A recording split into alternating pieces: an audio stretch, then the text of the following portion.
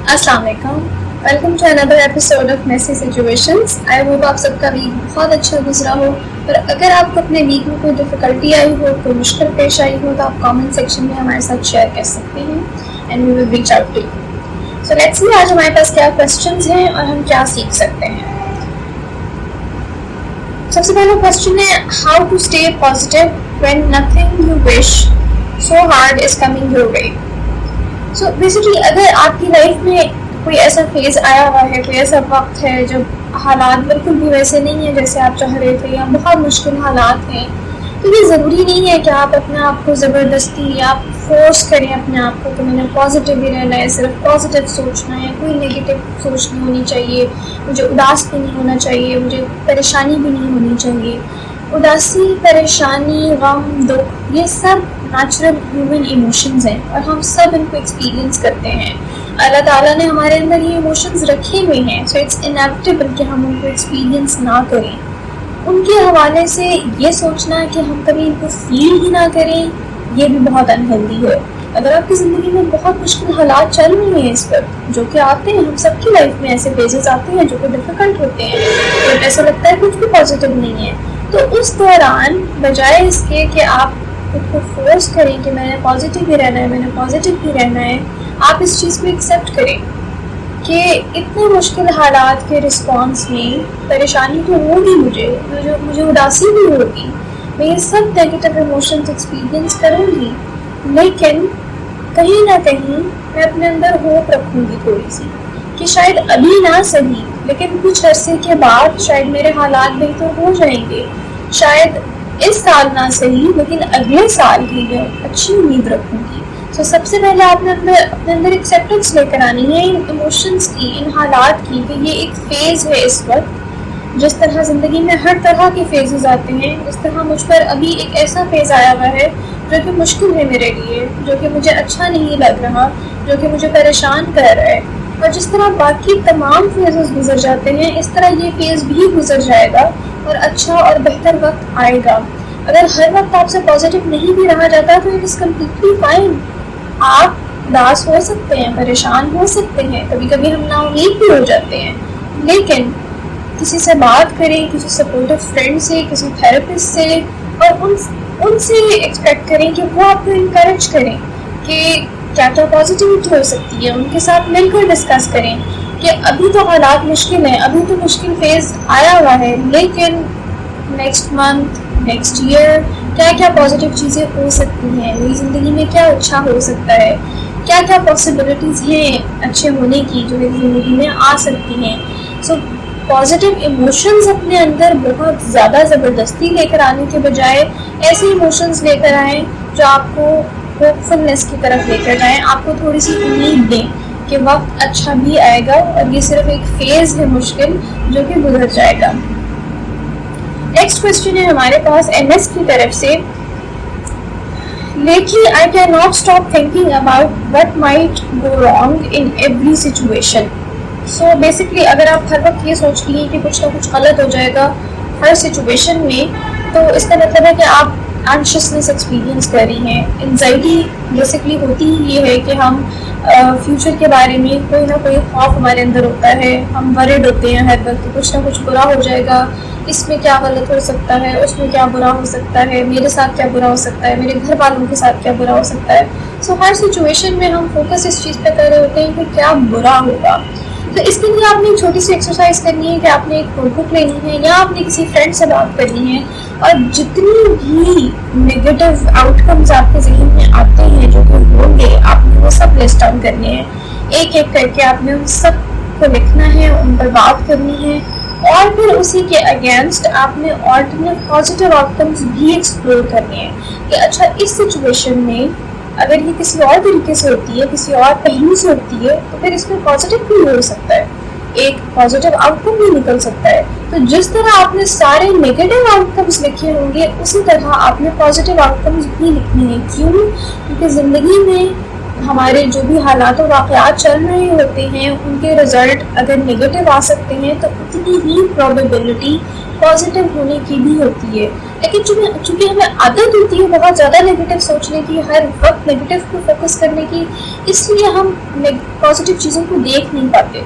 लेकिन अगर हम कॉन्शियस एफर्ट करें, थोड़ी सी कोशिश करें, थोड़ी सी किसी की हेल्प लें, तो हम इस काबिल होते हैं कि हम पॉजिटिव एस्पेक्ट्स को भी सोच सकें, पॉजिटिव आउटकम्स को भी एक्सपेक्ट कर सकें और अपनी फ्यूचर के बारे में ऑप्टिमिस्ट हो सकें।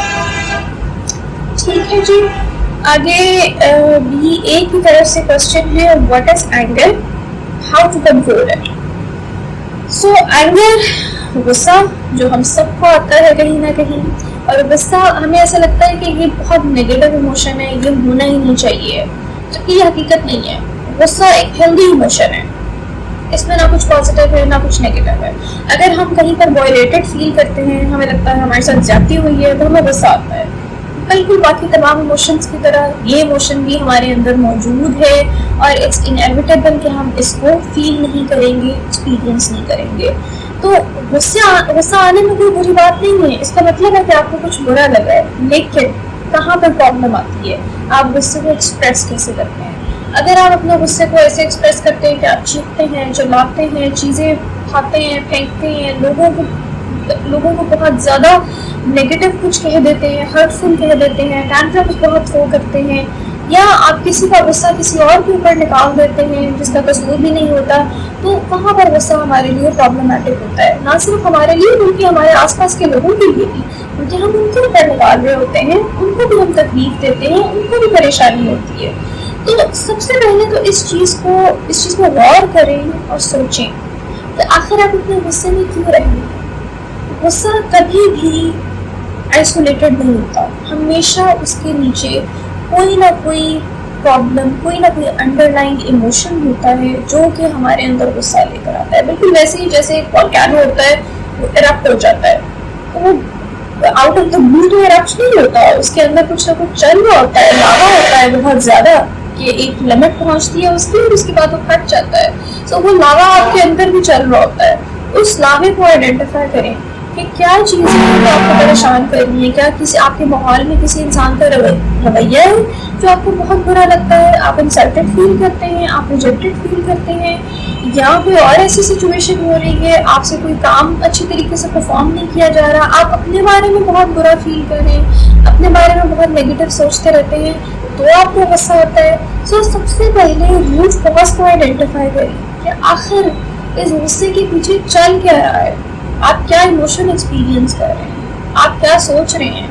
आप गौर करेंगे कि आप बहुत ज़्यादा नेगेटिव सोच रहे होते हैं, बहुत ज़्यादा आप लोगों से बदगुमान हो रहे होते हैं, लोगों के बारे में नेगेटिव सोच रहे होते हैं। तो उन थॉट्स को आइडेंटिफाई करें कि आप सोच क्या रहे हैं, आप गुस्से के पीछे एक्सपीरियंस क्या कर रहे हैं, फील क्या कर रहे हैं। और जब आप उसको आइडेंटिफाई कर लें, अगर आप खुद से नहीं कर सकते तो किसी की हेल्प लें, किसी फैमिली मेम्बर, फ्रेंड, किसी थेरेपिस्ट की, और मिलकर इस पर बातचीत करें और एक्सप्लोर करें कि क्या चल रहा है गुस्से के पीछे। जब आप ये कर लें तो फिर उन सोचों को चेंज करने की कोशिश करें, अपने पर्सपेक्टिव को चेंज करने की कोशिश करें। ये सोचें कि अगर आपका कोई दोस्त या कोई फैमिली मेम्बर इस सिचुएशन में होता, वो क्या सोचता, वो क्या रवैया रखता। ये सोचें कि अपने आप से सवाल करें कि आप जो सोच रहे हैं क्या ये आपको मदद दे रहा है या आपको नुकसान दे रहा है। क्या इस वाक़े को जो आपको टेंशन देता है, देखने का, सोचने का, इसके बारे में कोई और पर्सपेक्टिव है, कोई और पहलू है, कोई और नज़रिया है, तो उसके ऊपर गौर व फिक्र करें।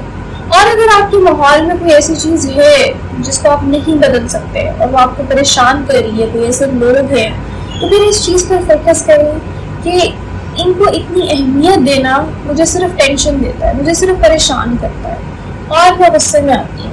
सो क्या मुझे इनको इतनी अहमियत देनी चाहिए, क्या इनको इतनी वैल्यू देनी चाहिए, एक ऐसे इंसान को इतनी वैल्यू देनी चाहिए जो मुसलसल मुझ पर तनकीद कर रहा है या मुझे तकलीफ दे रहा है। सो उन लोगों को और उन चीज़ों को अहमियत देना कम करें, अपने जहन में अहमियत देना कम करें जो कि आपको इतनी अहमियत नहीं देते कि आपकी मेंटल हेल्थ का ख्याल रखें। जब आप अपनी मेंटली उनको वो अटेंशन और वो इम्पोर्टेंस देना कम कर देंगे तो कहीं ना कहीं आप ये चीज़ ऑब्जर्व करेंगे अपने अंदर कि आपकी वो जो इमोशंस बहुत ज़्यादा इंटेंस हुए होते हैं, उनकी इंटेंसिटी खुद ब खुद कम होने लग जाएगी। اس سے بھی ڈیل کرنے اور مینیج کرنے کے لیے بہت سی ٹپس ہوتی ہیں, بہت سی ٹرکس ہو سکتی ہیں جن کو ہم آگے بھی اپنی ویڈیوز میں ڈسکس کریں گے.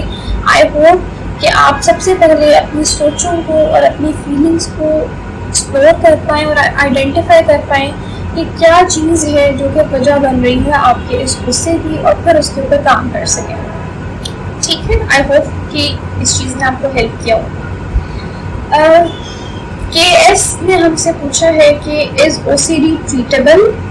او سی ڈی کو تھوڑا سا ایکسپلین کر دیں اور کس طرح سے اس کو ٹریٹ کیا جا سکتا ہے. سو او سی ڈی کو obsessive compulsive disorder ہے جس کو ہم او سی ڈی کہتے ہیں. obsessions ہوتے ہیں, یعنی کہ آپ کے ذہن میں کوئی سوچ, کوئی امیج, کوئی ارج اس طرح کی ہوتی ہے جو آپ کو بار بار آتی ہے. آسان الفاظ میں ہم اس کو وہم بھی کہتے ہیں, یعنی کہ وہم والے خیالات بہت زیادہ آنا, اتنے زیادہ آنا اور ہر وقت آنا کہ آپ کو وہ پریشان کرتے ہیں, آپ کو ان سے انزائٹی ہوتی ہے. مثال کے طور پر کچھ لوگوں کو صفائی کے حوالے سے ہوتی ہے کہ بار بار ان کے ذہن میں خیال آتا ہے کہ شاید وہ صاف نہیں ہوئے, شاید وہ پاک نہیں ہوئے, شاید ان کی طہارت ٹھیک سے نہیں ہوئی ہے. بہت سے لوگوں کو نقصان پہنچانے کے حوالے سے وہم والے خیالات آتے ہیں. مثال کے طور پہ میں اپنے بچوں کو مار نہ دوں, میں باہر سڑک پر نکلوں تو میں کسی کو اٹھا کے کچھ مار نہ کروں, کسی کو تکلیف نہ دوں, میں کوئی قتل نہ کر دوں کسی کا. وہم والے خیالات جو ہمارے ذہن میں بہت زیادہ آتے ہیں, خیال بھی ہو سکتا ہے, کوئی امیج بھی ہو سکتی ہے, کوئی کام کرنے کی ارج بھی ہو سکتی ہے.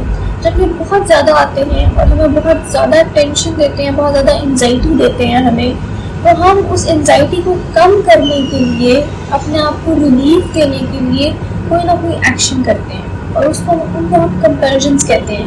جیسے فار انسٹنس, جیسے ہم صفائی کی بات کر رہے تھے کہ جن کو بار بار یہ خیال آتا ہے کہ میرے ہاتھ صاف نہیں ہیں اور وہ ہاتھ دھوتے ہیں, تو وہ ہاتھ دھونا ایک کمپیریزن ہوتا ہے. ہاتھ دھوتے رہتے ہیں, شروع میں شاید وہ چند لمحوں کے لیے, وہ لمحے پھر کچھ منٹس میں بدل جاتے ہیں, وہ منٹس کچھ گھنٹوں میں بدل جاتے ہیں.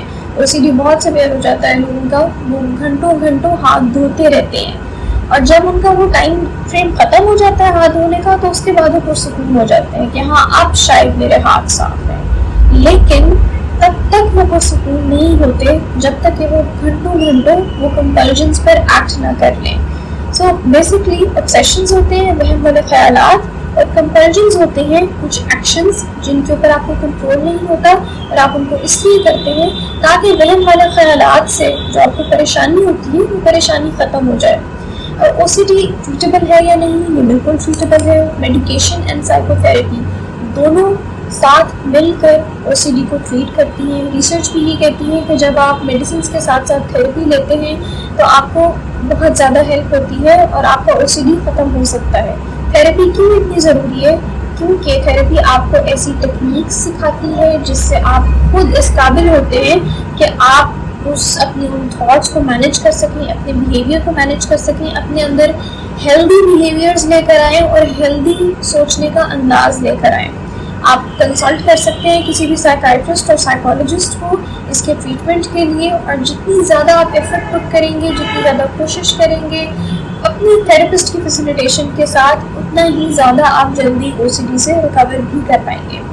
آئی ہوپ آج کی ڈسکشن نے آپ لوگوں کو ہیلپ کیا ہو. اگر آپ لوگوں کے کوئی بھی کویشچنس ہیں اپنی مینٹل ہیلتھ کے حوالے سے, آپ کامنٹ سیکشن میں ہم سے پوچھ سکتے ہیں.